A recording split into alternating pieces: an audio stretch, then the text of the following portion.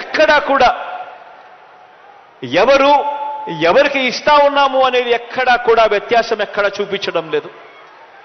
గతంలో మీ అందరికీ గుర్తుంటుంది, ఏ పథకం కావాలన్నా కూడా మొట్టమొదట అడిగే ప్రశ్న మీరు ఏ పార్టీ వారు అని చెప్పి అడిగే ప్రశ్న. అంతటితో కూడా ఆగిపోయేది కాదు. జన్మభూమి కమిటీల దగ్గర నుంచి మొదలు పెడితే ఎమ్మెల్యేల దాకా మొదలు పెడితే చివరికి రాష్ట్ర ముఖ్యమంత్రి దాకా కూడా పోయేది ప్రతి ఒక్కరికి లంచాలు.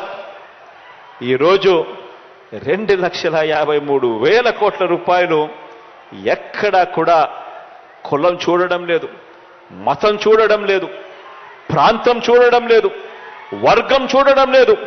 చివరికి మీరు ఏ పార్టీ అని కూడా చూడకుండా వారు మన పార్టీకి ఓటు వేయకపోయినా పర్వాలేదు, అర్హత మాత్రమే ప్రామాణికంగా ఈరోజు ప్రతి కుటుంబానికి కూడా నేరుగా పోతా ఉంది. ఎక్కడ లంచాలు లేకుండా, ఎక్కడ వివక్ష చూపకుండా ఈ కార్యక్రమాలు జరుగుతూ ఉన్నాయి. ఇంటింట కూడా